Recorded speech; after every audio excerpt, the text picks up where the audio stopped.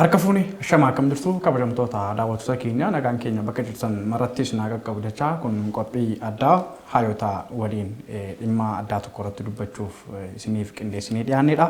Dhimmi har'a hayyoota waliin dubbachuudhaaf istiidiyootti argamneetii jirru ammoo dhimma piroojeektii addaa waan afaan irratti fuulleeffatee fi warri abugidaa bocanii jiran waan afaan Oromoo irratti akkasuma waan aadaa biyya kanaa keessatti jiru irratti kallattii isaan irra deemaatii jiran maal fakkaata kan jedhuutii fi hayyoonni waltajjii sana irra turan immoo dhimma sana akkamittiin ilaalan kan jedhu irratti Dr. Filee Jaallataatii fi Profeesar Asafaa Tafarraa Dibaabaa waliin turtii kan waliin taasisnu ta'a jechuudha.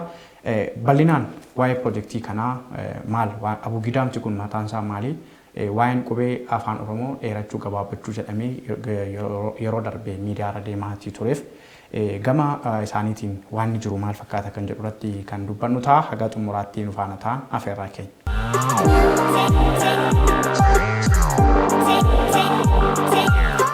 Bakka nagaan dhuftan. Gargaaruu eegdan. Egaa har'aa dhimma addaatiin dhimma afaan keenya oolchuu jedhu irratti waan ajandaawwan garaa garaa kaanirraa kan dubbannu ta'a. Hundaa duraa daawwattoonni keenya kanneen isin hin beekne jira jedheen yaadu. Dr. Filee warra cinatti argitan kana Dr. Asafaa Tafarraa immoo numa beektu jedheetiin yaada daawwattoota keenya. Isaan waliin yeroo gaarii qaban akkuma jalqaba kaasuudhaaf yaale. Dr. Filee irraan jalqabaa. Jalqabumamee wanti abugidaa jedhamu kun maalirraa ka'ee ka'umsi isaa kun maalimee jalqaba kanarraa jalqabnuuti. Ayyee galatooma. Jechi abugidaa jedhu kuni akka isaan jedhanitti abagadee ka jedhu irraa madde. Maal jechuudha duraan haahuu jedhee otoo hin jalqabeen qubeen saabaa abagadee ka jedhu irraatiin madde jedhu. Kun egaa hiika isaarra keessaati. Abugidaa jechuun maal jechuudha? Haahuu erga barannee booda lammaffaatti seenna. Abugidaa sana barannee booda gara Malaktii Yohaannisitti seenna. Achii booda gara kitaabaatti ce'umsa jechuudha. Irri keessaa yoo ilaallu. Irri keessoo isaa yoo ilaallu garuu qubee ejjennoo qubee saabaa wajjin fi itiyoo iskiriiptii wajjin hariiroo cimaa akka inni qabu yookaan kallattii biraatiin maal jedhama? Huccuulee adda addaa yookaan mallattoolee adda addaa keessatti Itoophiyaanizimii kan faarsu jechuudha hiiktisaa. Hiikumti isaayyuu konseptiin isaa inni akka waliigalaatti hiika Itoophiyaanizimii kan faarsu qofa jechuudha. Eenyutu qopheessame piroojeektii kana eenyutu of hirkaa qaba? Akka yeroo ilaallu mata dureen ammas dheengaddaa torbee darbe keessa walgahii ture. Walgahiin sun maal jedhaa? Qubee inni gaafa inni jalqabaa afaanuma Amaariffaatiin yeroo dubbisu የብሔር ብሔረሰቦችና ህዝቦችን የኢትኖግራፊና የስነ ልሳን ማንነት መገለጫ ፕሮፋይል ጀዳ inni kun akkuma jirutti ta'ee inni guddaan ishuun inni guddaan asitti mareechuurratti jirru garuu ingiliffasaatiin amaariffasaatiin abugidaa የኢትዮጵያ ቋንቋዎችን የፊደል ቋት ማበልጸግ ጀዳ ingiliffaatiin immoo abugidaa jedheetu developing an inclusive letter bank of Ethiopian script kan jechuun maal jechuudha afaanota 80 ol Itoophiyaa keessa jiran kanneen barreeffama irra jiranis kanneen barreeffama qubee laatee qubee hin qabnes walitti hidhee tokkotti iskiriiptii akkaataatti barreeffama baankii tokko profaayilii tokko qopheessuu jechuudha. Egaa kuni afaanota Itoophiyaa keessa jiranii kan Naayiloo Saaraa, Oomotii, Kushatii, Semitikiidhaa fi akkaataa barreeffama tokkoo qopheessuu irratti kan xiyyeeffatedha. Kallattiidhaan amma piroojeektii kana fudhatanii akka hojiirra ooluudhaaf abbummaadhaan kan sochoosaa jiran qaama kan. Egaa piroojeektiin tokko yeroo ilaallu kallattii ammas kana wajjin wal qabatee itti gaafatamummaa isaa kan fudhateeru aadaa fi ispoortii ministeera aadaa fi ispoortii federaalaati. Akka paartinariitti yuunivarsiitii Finfinneeti. Achi keessatti ishuu guddaa kana kan raanii gochaa jiru akka qorattootaatti kan qopheessaa jiru Ethiopian Academy Itoophiyaa ቋንቋዎችና ባህል አካዳሚ ከጅሩዳ inni kan bal'inaan qopheessa jechuudha. Kan irratti hirmaataa jiru isaanii. Isaan kun mataan isaanii Itoophiyaa ቋንቋዎች ባህል አካዳሚ jedhu yuunivarsiitii Finfinnee keessatti dhaabbate. akkaataa dhumasaa dhaabbate irratti yeroo kaanu Itoophiyaa qaanqoochina baay'ee jedhamanii fakkeenyaaf ammoo torbee lamaan darbe dura waraqaa qorannoo akka dhiyeessu akka Itoophiyaatti qophaa'e. Itoophiyaa qaanqoochina jedhu afaanota 80 ol hunda isaaf dhaabbatu kaffalu kan qoratu rakkoo isaa keessas kan jiru leenjii isaa kanneen biroo irratti qorannoo gadi fageenya kan gaggeessu akkasumas aadaawwan sabaaf sablammoota Itoophiyaa keessa heera mootummaaf qajeelfama irratti hundaa'ee kan qorannoo irratti gaggeessu jechuudha. Haa ta'uuti garuu torbee lamaan dura waraqaan tokko maal dhiyaata? Waraqaan qorannoo call for paper dhiyeessanii poosti godhanii miidiyaa kamirratti eenyu gochuu danda'a. ቆረኖን ኮ ይሄ ወደ ጥናታዊ ጽሁፍ የሚቀርበው በእንግሊዘኛና በአማርኛ ቋንቋ ብቻ ነው ይላል። ኤጋ ኢትዮጵያ ቋንቋዎች ይራ አሲሞ ባህሎች ይራ አቺሞ አማርኛ ቋንቋ እንግሊዝ ኢትዮጵያ ቋንቋ ብቻ ከነም ብሮለ ዩኒቨርሲቲ ወን እንደዳገት ጅራኒ አፋኖ ተከብራለ ከነን ከሱ መሰን ጅሩ አከጀቹንሳ ኩነማ ቆረኖ ከነገጌሱ አፍ አማም ሲንግዱ ገሌሱማ ቀብዱ አማም ኒውትራሊቲ ቀብዱ አፋኖ ተከነን ሰባብ ሰብል ሞት ኢትዮጵያ ዳፊ አማርኛ ቆፋ ጀቹ ማል ጀቹዳ ከነም ብሮ ማሊፍ እንደበለነደን ሞልሚ ጉዳን ልትጋስ ቢኮዝ ኑተመሮ ላሉ ይሮ ቆረኖ ገጌሱ ነው akka hayyotaatti dhamale saba giddu galeessa godhanne otoo taane uummata kana biyya kana keessatti nagaaf nageenya buusuudhaaf dirqama lammummaa qabna dirqama ogummaati qabna sanaatiin yeroo adeemnu isa tokko loogii otoo taane xiyyeeffannoon keenya maal ta'uu qaba afaanota Itoophiyaa hundarratti qorannoo gaggeessuu qabu garuu inni maal jira afaanota Itoophiyaatiin kan bakka bu'u Amaariyaa qofa jedhee kaase amma yuunivarsiitii Finfinneetti jechuudha akkuma amma kaastanii የኢትዮጵያ ቋንቋና ባህሎች አካዳሚ kan jedhu kuni ministeera aadaa fi ispoortii waliin wal ta'aniiti qorannoo kana gaggeessan immoo erga qorannoon kun dhumeeti kan isin afeeran isiniin. Namni proposaalii irratti dhiyeessani. Proposaalii irratti dhiyeessanii qorannoo piroojeektii isaa fandii guddaa kan kennu aadaa fi ispoortiidha. Itti gaafatamaan ministeera deetaan aadaa fi ispoortii achitti argamanii kan mirkaneessaniiru. Innumayyuu maal jedhan isaanii የዚህ ፕሮጀክት ዓላማ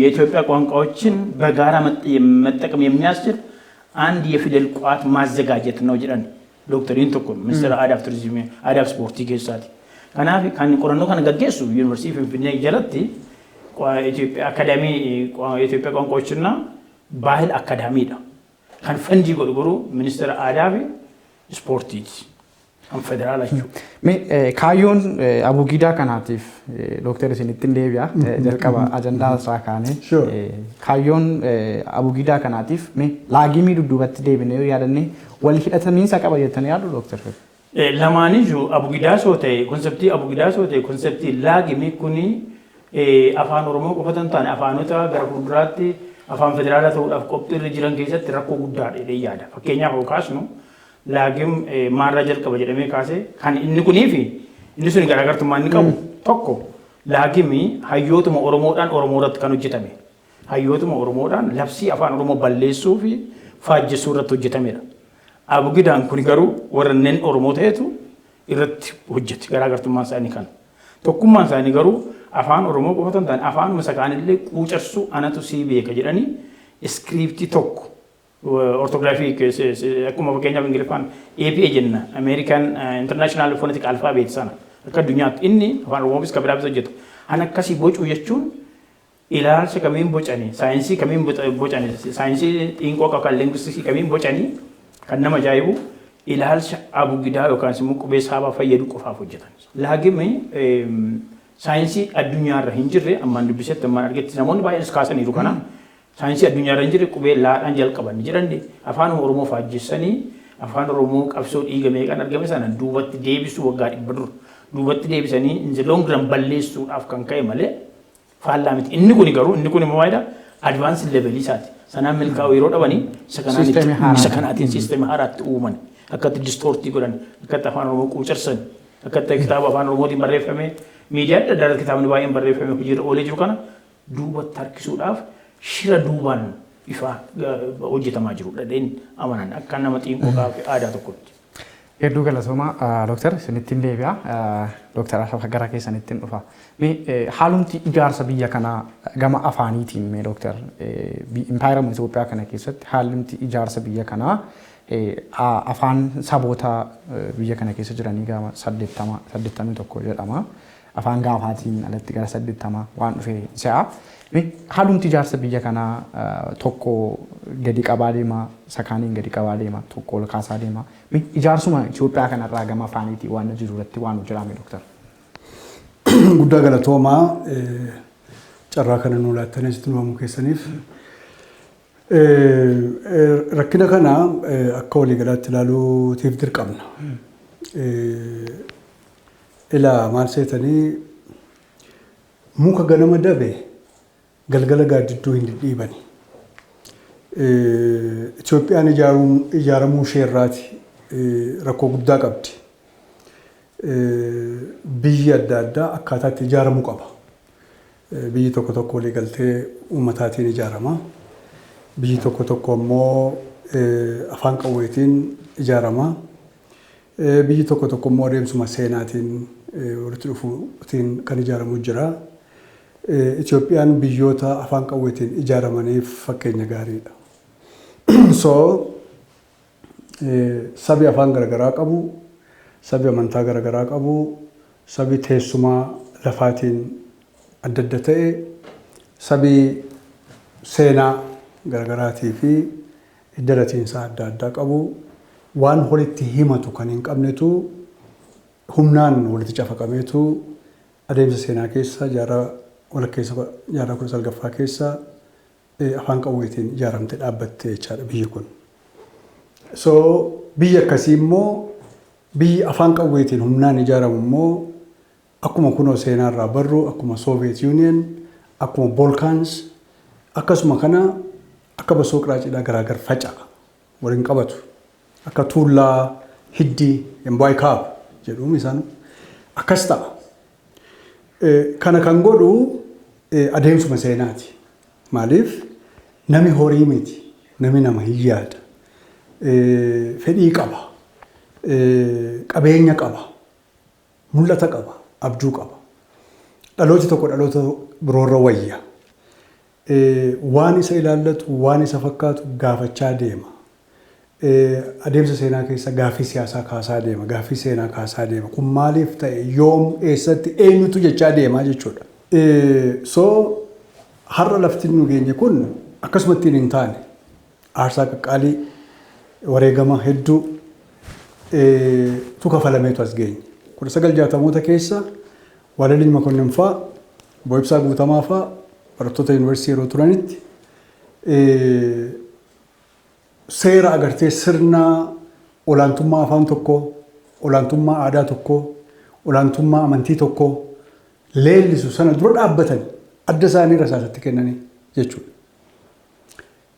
Itoophiyaa maanna'uu Boibsaa Guutamaa fa'aa barreessan yeroo san waa'ee sirna afaanichaa, waa'ee sirna bulchiinsaa, waa'ee dhimma lafaa, waa'ee agartee lafa magaalaatii fi manaa maalii kuni ol qabatee dhufee haga deebii argatutti akkasittiin itti deeme jechuudha.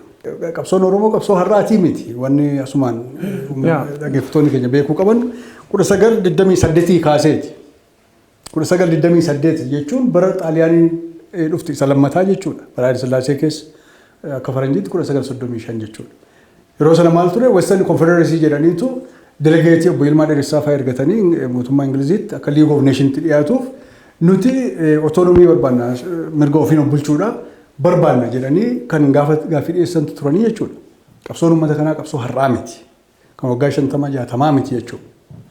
So gaaffiin kun gaaffiilee bu'uuraa akka ta'an kun gaaffii eenyummaati, gaaffii dinagdee, gaaffii siyaasaa maarreen kun gaaffii eenyummaa keessaa gaaffii afaan ofii akka ofiif ta'utti, aadaa ofii akka ofiif ta'utti dhaloota dhuftuuf bu'uura lafa kaa'uu jajjabeessuuti. Gaaffii eenyummaati.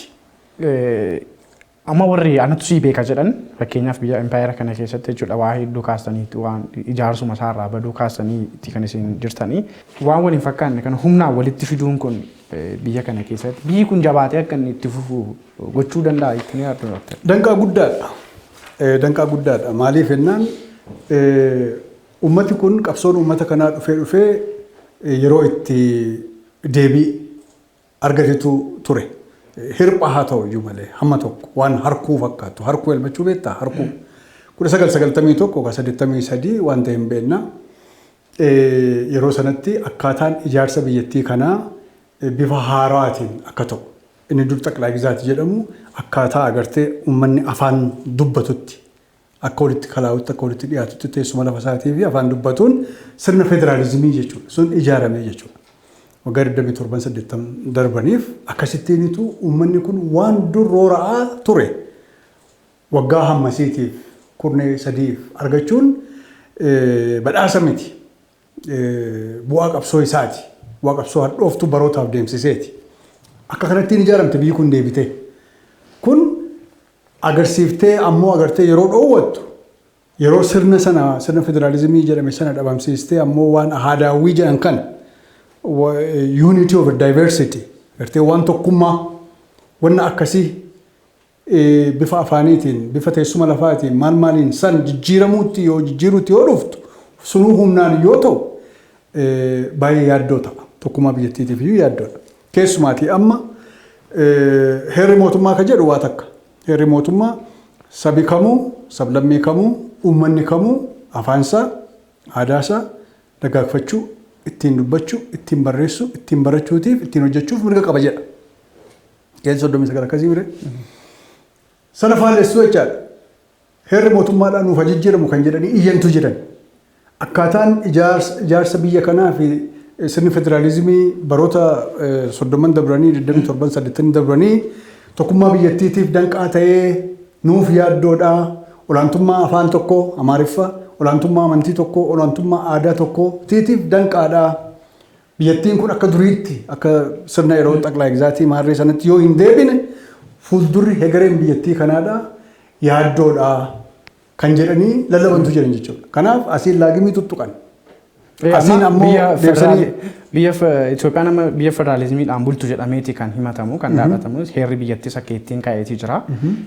Humni dhaabbileen qondaaltonni mootummaa gurguddoon waa'ee federaalizimii irratti yeroo garaagaraatti qorannoo adda addaa biyya biraa jiru appilaayi gochuu ni yaadu biyya kana keessatti. Humnoonni namti mootummaa keessa jiraatanii ammoo mootummaadhuma heeruma mootummaa kanatti bulaa ammoo federaalizimiin kun biyya kana miidhaa jira kan jedhan jiru. Federaalizimii keessatti waa'een afaanii, waa'een eenyummaa sabaa wal qixxeetti ilaalamee afaan barreeffamaa yookaan immoo sirna qubee biyya sabni tokko ittiin fayyadamu kanaan yoo ilaalamu federaalizimiidhaan bulaa jirra jecha humnootiin qaama mootummaa keessa ta'an waan federaalizimii diigu akkasii afaan irratti sirna barreeffamaa saba tokko irratti yeroo wantoota ciiggaasisoo akkasii dalagan kun heera biyyattii hagam ofirratti namoonni kun sodaataatii jiru heerri biyya kanaa seerri biyya kanaa hagam kabajamaa jira jettu kanarratti dooktar. Gaaffii guddaan sana ilaahi rakkoo guddaan biyyattii kanaa mootummaadha jedhee isa of waamu jalattuu mootummaa xixiqqoon jiraachuudha. Mootummaa xixiqqoon maali? Qaama mootummaa ta'aniitu ajandaa mataa isaanii kanneen deemsisatu jiran jechuudha. Mootummaan kan irratti hojjechaa jiru akka quba qabnutti kan inni irratti qo'achiisaas jiru afaan federaalaa afaan 5 akka ta'udha. Afaan Oromoo, afaan Somaalii, afaan maal kana dabalatee jechuudha. Ammoo as deebi'anii ammoo afaan federaalaa Amaariffa ta'uunsaa hafeeyyuu afaan 5 ta'uun yaaddoodha tokkummaa biyya kanaaf kan jedhanii yaadda'antu jiranii jechuudha. Kanaaf maal ta'uu qaba? Akkaataan sirna barreeffamaa TV ethnographic linguistic profile tokko kan Amaariffaa Abugidaadha sunu maqaan isaa. Laale Abugidaa jedhee sirbaa barreetu Tewoodiroos Kaasaahun Abugidaa sun bar isaaniif symbolic fakkoommii olaantummaa aadaa isaaniiti. Abugidaan Abaacaadha nuuf immoo identity isaaniiti. Isaaniif identity isaaniiti. Nuuf immoo Abaacaadha nuuf immoo identity keenya ijoollee keenyaaf identity ishiiti. Kana faarsiti ijoolleen keenya daa'imman kana faarsiti sadarkaa keejiitti maalitti. So alaabaa magariisa diimaa keelloo fi afaan Amaariffaa fi amantii agartee tawaahidoo wannoo beetakristaan ka kunoo ortodoksii kun isaaniif mallattoo eenyummaa isaaniiti. Mallattoo eenyummaa qofaa miti mallattoo eenyummaa olaantummaa saba saniiti. Kanaaf namoota guddina barbaadan, namoota karaa kutaa faayidaa barbaadan ni beeku muummee kam, koleejii kam, faakaaltii kam, yuunivarsiitii kam, eenyutu eessa jira ajandaa isaanii kana kan raawwachiisaniif ni beeku. Sabumaan illee sana kan hin taane jechuudha. Warra akkasii kanatti dhiyaachuutiinitu kanaan ittiin guddatta, kanaan ittiin faayidaa akkasii argatta jechuun waadaa seenuufiitiinitu wanna akkanaa kana qabatanii akka isaan as ba'an godhu jechaadha. Isa kana wanni kun balaa qaba. Kan inni nu yaaddessu uummannis kan beekuu qabu. Rakkoon kun rakkoodha yoo ta'e mee laal mee Minilikiin dhufee eenyudha kottu Kiristaanaa kaasii jedhee kan waame jira. Laagimiin kottu afaan Oromoo rakkoo akkasii qabaati kottu nuu qajeelchi jedhee kan ajandaa godhatee uummanni kun rakkoodha nu yaaddesseera ijoolleen keenya ittiin barachuu hin dandeenye jedhee gaaffii uummataa ta'e as ba'e roosan. Abugidaa yookaan ammoo Yefidal Qaat jedhanii kan wannoo jedhan kana nuun rakkiseera jedhee Oromoo irraa dhiyaate gaaffiin kun Somaalee biraa dhiyaate gaaffiin kun uummata Walaayittaa biraa dhiyaate gaaffiin kun moo Affaar biraa dhiyaate gaaffiin kun. So tuttuqqaadha provoke gochuudha. Deemee akkuma yeroo maaster pilaanii akkuma yeroo laagim akkuma yeroo kamuu uummata kana tuttuquutiinitu balaa agartee gaaga'ama biraatiif qopheessuudha. Wanna kana hidden ajandaa yookaan immoo ajandaa dhokataa waan qabaachuu isaa eeruun nu gahee fitu waan kana agartee uummanni akka quba qabaatuu fi dhimmi kun dhimma kooti jedhee akka beekee dura dhaabbatu waan barbaannuuf jechuudha qabannee as bahu. Hedduu galatoomaa biyya federaalizimiin bultu keessatti faallaa isaa humnootiin socho'anis gamtaadhuma mataa isaanii keessatti qabachiifachuuf gaaddidduu federaalizimii jalatti hiree isaanii murteeffachuuf kan deeman kun sababoota adda addaa ajandaawwan garaagaraa bocaniiti dhoksaadhaan kan isaan as babba'an yeroo garaagaraatti gara Dooktar Fileettinas jaa. Egaa akkuma ammayyuu Dooktar Faakaasan waan Teewdroos Kaasaafaa Abugidaa jedhanii sirban Alii Birraa faamu asii Aabaa Caalaa jedhaniiti kan sirbanii. Abugidaaf Aabaa Caalaan waan waliin fakkaanne waan gaaraaf dachaati waan tabbaati. Humnootii kana lamaan olitti fiduun tokko taasisuun ni danda'ama Dooktar Fileettiin. Baay'ee yeroo kora kana yookaan walgahii irratti turre jecha Abugidaa kana barbaachisaa miti kanneen jedhan warra qopheessan keessa mormiitu ture. Isaanuma keessaayyuu Piroofeesariin tokko mormanii kan Abugidaa dhumti kun asitti dhufuun qabu.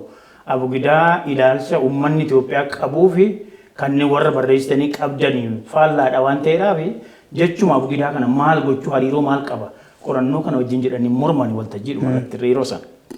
Kuni maal mul'isaa tokko warri nuti proposaalii kana yookaan wixinee kana qorannoodhaaf dhiyeessanii gidduu garaagartummaa guddaa garaagartummaa waliin galle yaada wal dhiitutu jira.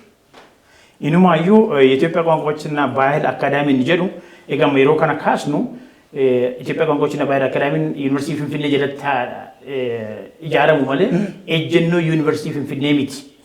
Akkan ofii koo yaadutti qorannoo mariin waa'een kitaaba antanii qubee inclusive Ethiopian script kan jedhu suni ejjennoo Yuunivarsiitii Finfinnee natti hin fakkaatu akkan ofii koo yaadutti. Namoonni akkuma Dooktar Saffaan jedhan dhaabbata mootummaa keessa taa'anii namoonni ofii isaanii bocanii ajandaa mataa isaanii bocanii rakkoo uumuudhaaf itti yaalanidha malee namoota kanatti. Kanaaf Itoophiyaa ቋንቋዎችና ባህል አካዳሚ suma sila waraqaa poostii godhame namoonni bakka bu'aan Oromoos jiru kan Walaayittaa irra jiru kanneen Arrii kan jedhamas Daboo keessa jiranii isaaniin hin gaafadde. Maaliif qorannoon kun በእንግሊዝኛና በአማርኛ ብቻ jedha. Waraqaa kana argitaniitu yeroo maaliif ediitiin goone uummata keessa bakka buutanii instituutii kana keessa jirtan nuti hin beeknu jedhan. Maal jechuudha mee kana jechuun eegamu. Inni isa Oromoos kan gaafadhe beektaa maaliif mormine sirrii miti Amaariyaa bicha maaliif afaan biraa maaliif hin daballe Ingilifa afaan Itoophiyaa jennaan hin beeku jedhe. Gurbaasa Daboo Walaayittaa keessas nan gaafadhe hin beeku jedhe. Gurbaasa Arrii saba Daboo keessa jiranii kibba keessa jiran isas gaafadhaan hin beeknu jedhanii. Kuni namootumti gareen ka'anii ajandaadhuma uummanni afaansaa aadaasaa akka hin guddisne heeruma miidiyaadhumatti isa guddatee miidiyaatti dabalamee jiru kana sammuu isaa waan dhukkubsuudhaaf maqaa Abugidaatiin ka'ani. Filosoofiin Abugidaa fi filosoofiin qubee jechuun uummatuma sabaaf sablammoota Itoophiyaa kanneen biroo fakkeenyaaf Sidaama, Affaar, Sumaalee warreen kanneen biroo itti fayyadamaa jiru. Rakkoo tokko malee itti fayyadamaa jiru. Achirratti immoo mormii guddaan kan ka'e dheengadda akka keenyatti hin kaasu jecha qaa jedhu kiiwu ni jedhu afaan Oromoo keessatti kee jedhamee apostolii irra taa'a. Affaar keessatti hiika biraa qaba. Inni tokko ta'uu qaba jedhan. akkaataa istaayiilitti affaar waamuuf qubee sana bocatee fi kan Oromootu bocate adda. Danda'u lamaan isaanii. Kabraa X xaasa jenna afaan Oromoo keessatti. Kanneen Somaalee keessatti xaa jedhuu fi kanneen afaan Oromoo keessatti xaa jedhu kan nuti beeknu X ni jedhu wal faallessa walitti dhufeenya hin qabu waan ta'eedhaaf tokko goonaa jedhan maaliif? Caa afaan Oromoo keessatti caadha. Kan biraa Somaalee keessatti hiika biraa qaba caan siin ishee Ingiliffaa si jenna. Isa sadde tokkotti finnaan maaliif barbaachise kun? Hin barbaachisu. Phonological processiin akkasiis hin jiru. Kana jechuun qaama namaa fooyyessuu barbaada jechuudha. Kanaaf jechi filoosofiin Abugidaa fi filoosofiin inni kun waliin argatu. Maaliif faallaa waliiti jedhee yaada? Maaliif filoosofiin Abugidaa muraasa garee muraasa tokko irratti dha. Maalitti fokkasii godhaa? አንድ ቋንቋ፣ አንድ ሃይማኖት፣ አንድ ሀገር፣ አንድ ባንዲራ፣ አንድ ህዝብ irratti dhiyeeffata Abugidaan. Qubeellaatiin garuu even inumayyuu rakkoolee Amaariffaatti hin barreessan iyyuu ni hiika. Kanaaf walitti araarsuun rakkisaa ta'a. Yoo namoonni warri kana qopheessan sammuu isaanii gara raashinaal naashinaalistiitti yoo fidanii yookaan immoo ogeeyyii saayinsii afaan irratti hundaa'anii hojjetanii walitti araarsuun hin danda'ama ta'a. Intenshinii kanaatiin garuu jecha Abugidaayyuu waltajjii irratti namoota hirmaatanii mormameera waan ta'eedhaaf waa walitti nu walitti. Dooktar Seemitikiif Kushitik sirna barreeffamoota adda addaa akkasuma aadaas haa ta'u afaan garaa garaatti kan isaan fayyadaman. Kushitik yoo laatinii hedduminaan fayyadaman warri Seemitik kan mataa isaanii kan fayyadamu. Akkuma sabaattu akkuma afaaniittu akkuma sirna barreeffamaattu baay'ee gargar fagoodha. Akkuma jalqabayyuu kaasin afaan qabu impaara tokko jalatti haa bulaniyyuu malee. Kun akkamiin walitti araaramee sirna qubee tokko qabaachuu danda'a Dooktar? Galatoom ilaa san dura waan dhaggeeffattoonni keenyallee hubachuu qabantu jira. Beektaa akkaataa amma seenaa keessatti Oromoon Afrikaa keessa miti maddisaa jedhu turan. Ofuma isaaniitii immoo waraqaa takla waldifaa immoo Habashaa jecha jedhu Habast jecha jedhu yeroo hiikan uummata galaana diimaa cehee dhufee kibba Yemen irraa achi as ceheedha waan jedhutu jira. Kuni eenyu ilaaluu danda'a. Kuusaa jechoota Amaariffaa keessa jechuudha. Amma turanii maal jedhanii lakki nuti ceenee kan dhufne galaana diimaa ceenee dhufne osoo hin taane qaamaan akka uummataatti kan gamaa as ce'e aadaa keenya jedhan jechuudha. Aadaa keenya jechuun maal jechuudha? Afaan isaanii Semitic, qubee isaanii amantaa ammoo galaana ce'ee kan dhufe nuti akka sabaatti osoo hin taane aadaa keenya afaan keenya amantiidha jedhan jechuudha. Kuni gamaan maaliiti? Waa'ee agartee sulumaa durumaa nutu as turee inni kun as hin turree maali dhiibboo isaanumatu kaase gaaffii isaanumatu kaase ammoo deebiis barbaacha isaanumatu rakkate jechuudha. Dur ka jechaa turan nuti warra adii wajjin firoommi keenya jedhu turan jechuudha. Sanyii Solomoon jechaa turan jechuudha. Minilik tokkoffaani saabaan gama ceetee maal taatee dhuftee akkanaa kana nuti gurraacha miti kan jechaa turan isaanii jechuudha. Sunuu ammoo akkaataa itti araarfamu qaba. Oromoon maddi isaa Afrikaa ta'uu bifa adda addaatiin sana mirkaneessuun hin danda'ama. Tokko historical linguistic perspective gama sanaan ilaaluun hin danda'ama. Warri saayinsii afaanii hayyuu saayinsii afaanii asirreessuu danda'anii Afrikaatiin alatti afaan Oromoon kan fakkaatu yookaan immoo Kushitik stock ka ta'e Afrikaa alatti bakki itti dubbatamu yoo jiraate Afrikaa alatti Kushitik ka ta'e akka hin jirreedha jechuudha kan qorannoon isa agarsiisu. Garuu afaan Seemitik ka ta'e afaan Amaariffaan kan fakkaatu ka dubbatan saba kanarraatiin ka hafe Itoophiyaa keessatti saba kanarraa ka hafe Afrikaa keessatti kan dubbatu iyyuu akka hin jirreedha jechuudha. Kanaafuu maddi Oromoo Afrikaa ta'uun mirkana. Maddi saba kanaa immoo Afrikaa ala ta'uun waanuma jirurraa jechuudha. Kana gaafatteef qubee Seemitik yookaan immoo qubee Saabaa Itiyoo script, Giiz script afaan adda addaati kan isaan waaman sun rakkoo mataa isaa qabaachuu isaanii hojii rakkachaa turanii qubee 250 kan gahu Fakkeenyaaf naggaa ka jedhu nuti akka afaan Oromootti naggaa jechuufis nagaa jechuutiifis akkaataatti qubeessinu qabna rakkoo sanarraa walaba. Jabeessitaa hin dheeressita. Nama afaan Amaariffaa hin beekne tokkoon kanuma dubbisi yooti jette nagaa jedha yookaan naggaa jedha jechuudha. Hiika adda addaati kun kan qabu. Naggaanis afaan Oromootiin akkatti kan agarsiistu qabdi. Afaan Amaariffaa rakkoo mataa isaa qaba. Akkuma walii galaatti afaan Amaariffaa rakkoo mataa isaa qaba. Afaan Amaariffaa rakkoo mataa isaa hiikkachuun immoo dhimma isaati. Nuti afaan Oromoo kan dubbannuu fi afaan Oromoon kan barreessinu kan ittiin barsiifnu kan hojjennu galata qabsaa'otaa waggaa 30 kana asitti sadarkaa kana reefuu gahaa ka jiru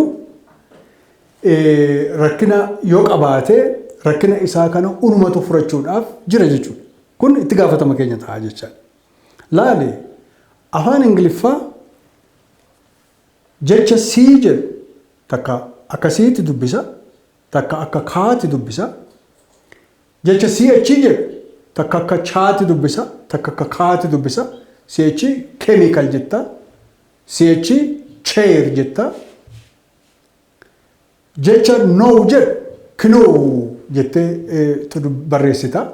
Kun danqaalee akkasii kana wajjinitu jaarraa 12ffaa 13ffaa yeroo Geoffrey Chaucer faa Canterbury Tale ittiin barreessan Old English sanaa kaasee hamma yoonaa rakkinuma isaa kanaanitu as gahee jira jechuudha. Phonetic alphabetii systemii transcriptii systemii mataa isaa qaba. Afaan saayinsawaadha.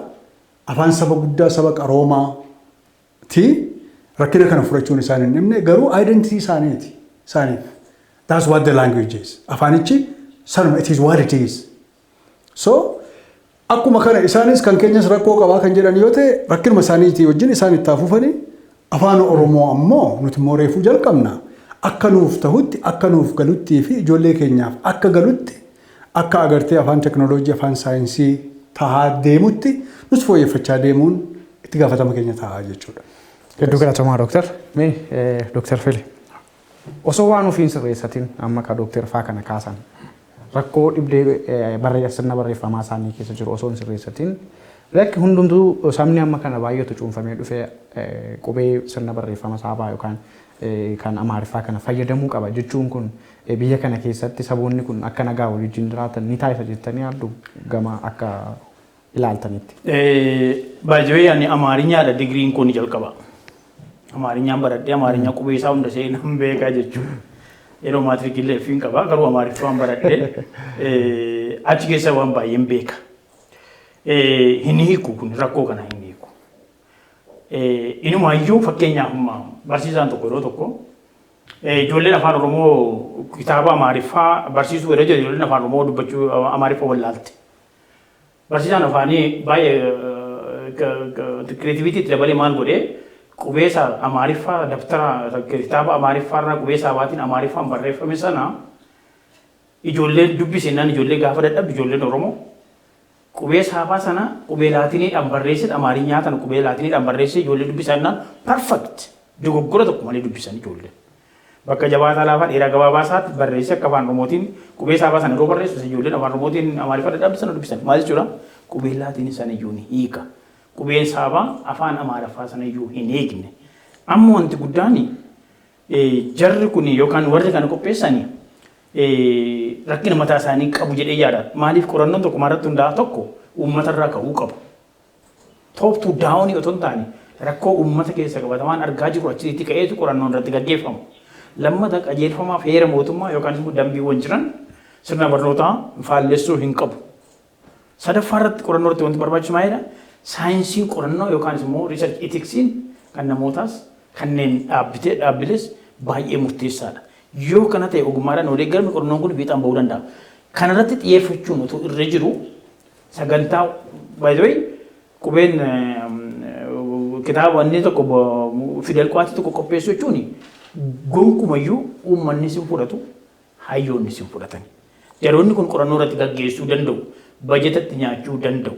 Haala saayinsaawaa ta'een garuu afaan qubeen tooniin jiru warri toonii afaan toonii qaban jiru kanneen toonii hin qabne jiru supra segmentaalii warri sagalee ol ka'uuf gadi qabu kanneen qabanii jiru afaan Itoophiyaa keessa Amma fiichariin naayiloo saaraa fi naayiloo dhomatikii fi kushatikii garaagartummaa guddaa bakka itti qabantu jiru kan including sematik. Kanaaf isaanii walitti hin danda'amu. Garuu wanti faayyoo gaarii maalidhaa? Afaan tokko akkaataa amala mataasaa basic features phonological features qabani phonetics phonological features irratti qaban irratti hundaa'anii akkuma akkaataa uummanni sun dubbatu qorannoo irratti gaggeessuudhaan isaaf establish gochuudha malee isa dheeratu gabaabsitee isa gabaabbatu dheeressitee isa fibrii afaan tokkoodha hunda isaa gara afaan tokkootti marji gochuuni tokko ammayyummaas miti lammata hayyummaas miti qajeelfama mootummaarree ni faallessa saayinsii addunyaarree ni faallessa. Social linguistics afaan tokko yeroo qubee filatu ulaagaaleen jiru. Afaan tokko qubee tokko filachuudhaaf ulaagaalee jiru. Ulaagaaleen ammayyummaa jira, ulaagaalee dubbattootaa jira, ulaagaalee qubee jira, ulaagaalee simplisiitii afaan tokko namni salphaatti barachuuf qubee muraasa qabaachuu qubee baay'ee qabaachuun isaa garaagartummaa guddaa qaba. Mallattooleen jiru warri kuni qubeen tokko afaan tokkoof mijachuus akkaataa afaan sanaatiin bocachuu. Fakkeenyaaf kana keessatti exemplary kan ta'e qubeelaatiin afaan Oromoo, Sidaamaa, Affaarii fi Somaalii keessatti rakkoo tokko malee uummanni itti fayyadamaa jira. Miidiyaan itti fayyadamaa kun rakkoo miti. Rakkoo isaa garuu rakkoo uumaniitu isa deemaa jiru sana boodatti laag gochuu yookaan boodatti hambisuudhaaf kan godhu malee adeemsi kuni fala dheedessi hin yaadu sana. Waan baay'ee kaasaati kan nuti jirru gara gudunfuutti geessine waa'ee piroojeektiidhuma kana keessatti waa'ee gabaabina dheerachuu qubee afaan Oromoo yeroo fudhachuu akka malee baay'atee yeroo fudhataa kan jedhan yeroo darbe miidiyaa irra deemaati kan inni ture. Miidiyaan piroojeektii kana hayyootan dubbise jedhee itti fayyadamuu eegalallee ni jira miidiyaa biyya kanaa keessa ta'e jechuudha. Warri piroojeektii sana bocanii fi warri abugidaa jedhaman kun walitti hidhamiin isaanii wal keessa jira jettanii yaaddu Dooktar ishee makan gabaabsaa. Nan beekan walitti qabu walitti dhiyeenya qabu isa kana qubeeyyoota hin taane. Even inuma iyyuu laagimiin warri qopheessan Oromoota haa ta'an malee warruma Oromoota kana duubayyuu warri kan qopheessan keessa duuba jiru dha shakkaan yaada. Saniif walitti hidhamiinsa qabu jechuudha. Egaa waa'ee sanarraa waa dubbanna waan qubeen afaan Oromoo kun hin dheerate gabaabbachuu qaba amma fakkeenyaaf tokkoffaa jennee barreessitu faa lama fayyadamuurraa qubee mataa dhumarraa faa keenya dhiisna kan jedhan kaaniiti kan jiran. Sun afaan Oromoo balleessuu keessatti gumaachi inni qabu maal qorannoon sun? Gaaffiin ammatti kaafte baay'ee bareeda dheengaddalle wargeedatti kan hin kaase tokko kana. Lammaffaan ni jedhu faafaa aadaa keessa dhaanii faara keenyaa jedhu. Uummanni keenya kana dubbataayi. Sanadha kanaafidha qorannoon tokko keessaa kaa uummata irraa kaa kan hin jedhan. Uummata ammatu kana geessine uummata kana dubbisoo jenne uummanni kana dubbisuu hin danda'u. Hin jedhus. Inni barates inni barates hin beeku kana. Kuni maalidha fakkeenyaaf amma hulattenyaa isa jedhu nyaarra keessa kaa'u nyaan faa bakka buuti lamni lama jirti. Hulattenyaa isheetu sana bakka buusuudhaaf kan yaadanidha. Dheengadda kaasee ture walgahii kanan. Kanaaf kun uummanni jiru. Barattoonni sin jedhani, kitaabni sin jiru, miidiyaan sin jiru kun immoo distoorti gootee kitaaba jiru, miidiyaan jiru, barreeffama weebsaayitii jiru balleessite kana gochuun distoorti gootee afaan Oromoo duubatti deebiste afaan federaalaa ta'uudhaaf rakkoo qaba ammayyuu hin guddanne akka jedhaniif ajendaa duubarraan bocamedha malee hin fudhatu. Nati sirrii. Anu hordofaan ture miidiyaa. Dooktar gama keessaniin dhufaa. Biyya kana keessatti aadaa bartee yeroo dhiyoonas amaleeffatamaa jiru. Waan saba tokko rukutu yoo barbaadan waan of hirkaa qabaniin ajandaa godhanii kaasu. Fakkeenyaaf amma kan ammarraa kaasni kana qubee kana jalqaba gara Amaariffaatti jiruuf aandeenyaa isheettu kan nyaarra kaanii tokkoffaa kan jennu ammoo effii mamataarra kaanii kan Amaariffaa kana waliin wal fakkeessuudhaaf yaada jalqabanii achi miidiyaatti ajandaa godhanii kaanii lammaffaa irratti ammoo abugidaa jedhanii hayyoota walitti qabanii waan sana amansiisuuf dhufanii adeemsaan waan uummanni tokko akka ija isaatiitti ilaalu tumatanii uummanni wacee dhiisaa tasgabbaa'ee dadhabee dhiisaa san booddee akka uummanni kun dagateen ammoo ajandaa sana fuudhanii kaanii hojiirra oolchu yeroo garaagaraatti kan mul'atu. Mee waan kana akkamitti ilaaltu falli kanaa hoo maali Dooktar? Gaaffii gaariidha. Wanni beekuu qabnu yeroo mara nuun taateet nu kaasa. Uummanni kun gaaffii bu'uuraa sila kaaflee jiru gaaffii bu'uuraa kana qaba. Gaaffiileen bu'uuraa kun maali? Amma sirra hin deebi'a. Gaaffiin Oromoo gaaffii siyaasaati. Gaaffii gurguddoo. Gaaffii balbaltuun kan jiran maali? Gaaffii mirga abbaa biyyummaati. Gaaffii qabeenya isaatii irratti abboomuuti. Mirga qabeenya isaatiin buluuti. Irratti abbaa ta'uuti. Gaaffii mirga demokrasiiti. Mirgi demokrasii maali? akka wayyaa isaatii safaranii tolchu utuu hin taane akka hojjaa isaatiitti akka isa gahutti waan barbaadeen buluu jiraachuu waan ta'uu fedhu ta'ee jiraachuu kan wajjin jiraachuu fedhu wajjin jiraachuu jechuuti. Ammoo anasii beekaa tokko malee hiree ofiisaaf ofii murteeffatee buluu jechuuti. Gaafileen kun gaafii agartee sirna dhufaa darbaa keessa gaafii ka'aa turanii as gahanidha jechuudha. Gaafiin kun akka inni ittiin fufneef qabsoon kun akka inni ittiin furgaaneef wanna adda addaa gufuu adda addaa kaa'amaa dhufee as gahee jechuudha. Yeroo adda addaatti. Kunis qaamuma saniiti. Namni waan irratti xiyyeeffachuu qabu dhiisee wanti xiqqoo irratti akka inni yeroo isaa gubu akka irratti haasa'u akka inni ajandaa godhatu taasisu jechuudha. Gaafiin Abuu Gidaas ta'e gaaffii laakiin kan afaan kan Oromootii miti. Gaaffii Oromoo irraa godaa dhufee miti. Gaaffii murna xiqqootiin bocamee achuma keessatti bukeessanii gadi baasanii ittiin lubbuun meeqas qisaasamaa turedha. Qabeenyi meeqas ittiin badaa turedha. Yeroonis akkasuma ittiin gubachaa turedha jechuudha. Wanna ajandaa nuuf ta'uu hin malle irratti Oromoon ajandaa godhatee yeroo isaa gubuu hin malle hin qabus. Garuu wanna akkanaa yeroo ka'u dura dhaabbachuu qaba. Kun ajandaa koo miti jechuu danda'uu qaba. Bifa danda'ameen jechuudha. Waltajjii irratti haa ta'u, miidiyaatiin haa ta'u, karaa instituushinii dhaabbata jiranii karaa barnootaatiin haa ta'u, wanni kun laal waan agartee sirna aadaawii jedhuu sana sira waan yuunitii daayivarsiitii tun taane yuunitii waan kun agartee silaati wanni garaagarummaa afaan garaagaraa aadaa adda addaa sabdaneessummaa maarree wanni jennu kun silaa miidhaginaami. Isa kana mootummaatii wajjin illee uummata walitti buusuutiif ta'e jedhamee ajandaalee bocamaniidha warra akkasii kun. Murna xixiqqoo kan kana godhantu jiran. Isa kana uummanni dammaqee eeggachuu qaba. Keessumaa afaan aadaa isaa afaan isaa mallattoo eenyummaa isaatii waan ta'e hunda sirnaalee kabajaa adda addaa waan qabu hunda bakkeewwan ulfoo qabu hunda bakkeewwan seenaa qabu hunda siidaalee jiran hunda bakka barbaachisutti isa barbaachisu dabalee ijaaruutiin maaliin of tahee eenyummaa isaa tumsee aadaa isaa guddisee uummanni kun gaaffii bu'uuraa kanneen ta'an ammoo qabatee deemuu qaba waan jedhudha kanan jabeessee carraa kanan jechuu barbaadu. Tole hedduu galatoomaa Dr. Filee Carraa dhumarratti kaasnu.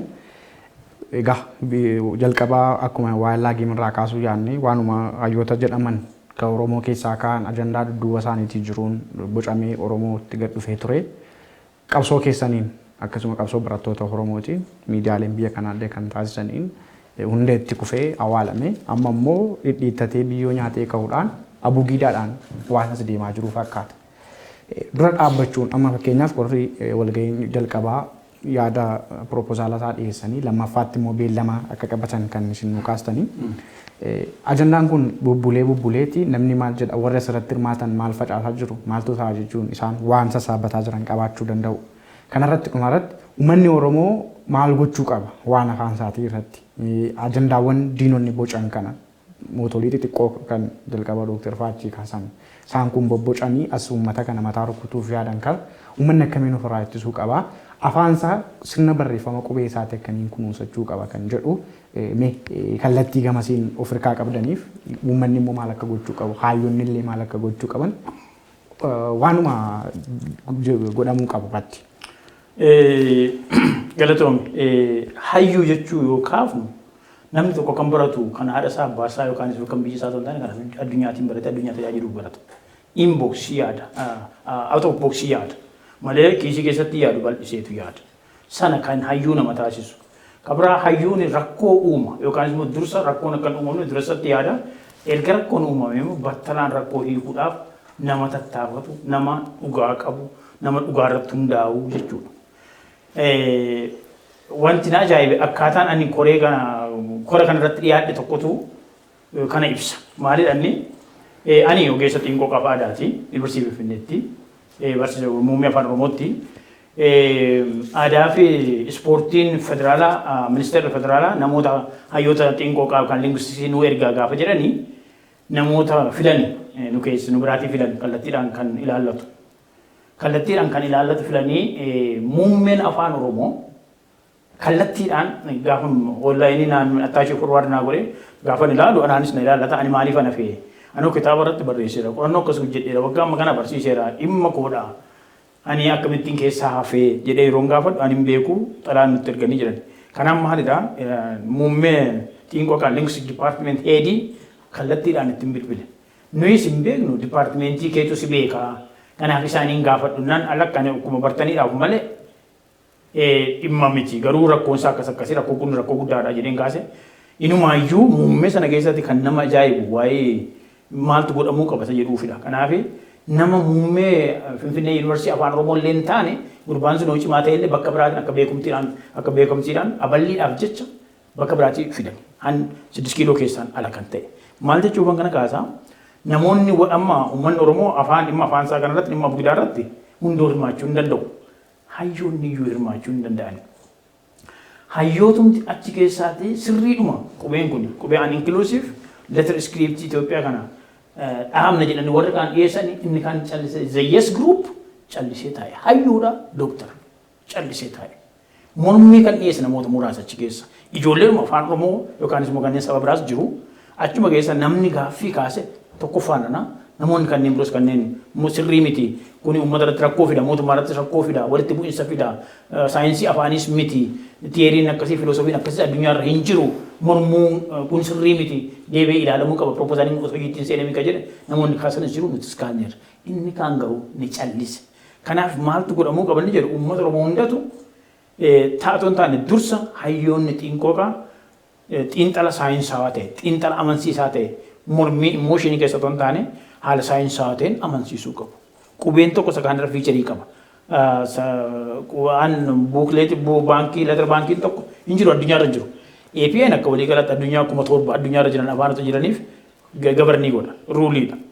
Isaan alatti kana qopheessuun yuunitii qopheessuudha waan ta'eedhaaf hayyoota xiinqooqaa itti aansanii hayyoota afaanii itti aansanii dhimmoota hooggansoonni poolisii meekars xiyyeeffannoo itti kennuu qabu. Oromoo hundatu kana dhagaa miti. Otoo nuti gadi hin baafne ta'e numa dhokatee maaf namoota muraasa akka namoota miidiyaas hin beektan irraan kana kuni very serious barattoonni baratanis afaan baratanis barsiistonni xiinqooqaan linguistii warri jiranis yuunivarsiitii adda addaa keessa kan jiran kan Finfinnee qofatan ta'ani kanneen biyya alaa jiranis xiinxala saayinsaawaa ta'e rakkoo iskiriptiin akkasii jiruu fi uninclusive letter alfaabeetii fi afaan tokko immoo amala isaa kan barbaade qubee barbaade bocacheetti jiraachuun saayinsii addunyaati waan ta'eedhaaf saayinsii ammayyaati waan ta'eedhaaf sanarratti uummata irra dursa hayyoota xiinqooqaa achi hayyoota afaanii barsiistonni illee haala saayinsaawaa ta'e sirrii akka hin taane itti mormuu qabu hundi kana uummata bira geessuudhaaf immoo warreen miidiyaa gahee olaanaa qabdu haala saayinsaawaa ta'een kuni qajeelfama mootummaas hin faallessaa heera mootummaas hin faallessaa afaanotas hin quucarsaa uummatas walitti buusa barattoota barsiisota yuunivarsiitii keessattis manneen biroo barumsaa keessatti walitti buusa waan ta'eedhaaf ejjennoodhaan tasgabbiidhaan ilaalame propoozaaliin kun DBA keessa deebi'ee ilaalame qorannoo irratti gaggeessuun hin danda'amu. Uummataaf kana siif fala kanatu sii beeka jedhanii top to down gadi buusuun akka laagimitti dhiiga dhangalaasuurraa adda ba'ee kan ilaalleef uf eeggannoodhaan ilaalame keessa deebi'ee propoozaaliin kun ilaalameetu deemuu qaba.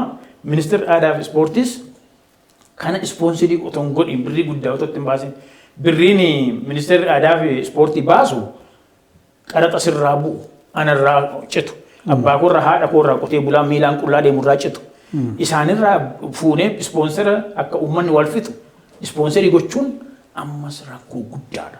Kuni tasgabbiidhaan ilaalamuu qaba jechuudha. Doktor, salumatti naaf fa'a. Ani waan gabaabaa jechuun barbaada.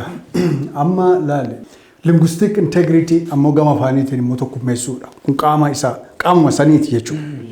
Projektii saniiti jechuudha. Territorial integrity አስተዳደራዊ ድንበር እንጂ ማለው ድንበር የለም ዋንጀሩ እሱማ ስነ ፌደራሊዝም ወጋደም ቶርባ ማሬ ፋለሱ ከናፍ ማልቱ ፋላ አኩማ ዶክተር ፍሌንጀራን ሃዩን ኦሮሞ ዋን ከን ሎዳባችሁ ቀባ ፖይንት ካውንተር ፖይንት ወቹ ቀባ ዋን ከን ፋለሱ አዝ በሄዱባችሁ እንደው ቀባ ላለ ነሚ በከጀ ቤኩምሲ ዋን ቤከኒን ቡሉዳ beeku qofti hin gahu waa beekuutii fi waan beekaniin buluun adduma adda. Inni jiru laal akka sadii jira. Tokko biyya jira, tokko biyyaan jira, tokko biyyaaf jira. Hayyuun keenya, eliitiin keenya kun biyya jira, kun biyyaan jira, kun biyyaaf jira. Inni biyya jiru callisee bakka manni jiru afaan qabatee ta'a. Yoo ta'e waanuma kunoo durgoo isaa funaannatee piroojeektii adda addaa kunoo akka kanaa kana bu'atee eetu ka jiraatu jechuudha. Hin mi'aaf hin bari'aaf biyyuma jira. Inni biyyaan jiru ammoo isa biyya saamuudha. Bifa adda addaatiin corrupt isa ta'e. Inni biyyaaf jiru garuu isa yeroosaa, sammuusaa, maallaqasaa waan qabu hundumaa aarsaa godhee gaaffii uummata kanaa qabsoo uummata kanaatti gumaachee hamma jirutti kan achi butu akka furga'u fuulduratti akka deemu kan godhu jechuudha. Kanaaf hayyuun keenya isa biyyaan jiru otoo hin taane isa biyya jiru otoo hin taane annaamsan qabu isa biyyaaf jiruudha. Inni kun jabaatee harka wal qabatee tokkummaatiin onnatee itti deemuu qaba. Danqaaleen akkana kanaa kun yeroo isaan ka'anitti ifa baasuu qaba. Saaxiluu qaba. Irratti ibsaa fagoo kennuu qaba. Dura dhaabbachuu qaba. Jedheetan amanaa kan wajjin. Ulfaadhaa Dooktar. Yaada bal'aa dhimma Abuugidaa irratti akkasumas immoo afaan Oromoo mataa gadi qabachiisuuf qubee afaan Oromoo dhiigni meeqatti dhangala'ee lubbuu meeqatti darbee akka inni jabaatiin dhaabbanneef danqaa uumamaachi jiru dura dhaabbachuudhaaf waan argitaniif waan harkaa qabdan uummanni haa beeku jettanii ibsa bal'aa yaada sanarratti kennuudhaan istiidiyoo keenya dhuftanii turtii bareedaa waan waliin taasistaniif maqaa daawwattoota IFAB'n akkasuma maqaa uummata Oromootiin hedduu isin galateeffanna. Hedduu galatoomaa. Daawwattoota keenya turtiin nuti Dooktar Filee Jaallataa fi akkasumas immoo Dooktar Asfaa Tafarraa waliin taasisaa turre kana fakkaata ture. Abuugidaan obboleessa Laagiin ammoo kanuma isinuu beektan ture. Sanarraa maaltu fala kan jedhu ammoo yaada isaanii amma isin biraan gaalchuu irraa waan baay'ee hubattu jenneeti kan nuti abdannu fuuldurri maal kan jedhuuf ammoo walumaan kan ilaallu ta'a. Alali Saalamuun ture ogeessi kaameeraa akkasuma immoo gama suur sagaleetiin kan nu faana turan Abdii Dassaalaniitii fi Oliyaad Badhaasaati waan nu faana turtaniif horaa bulaa deebanaa nagaatti.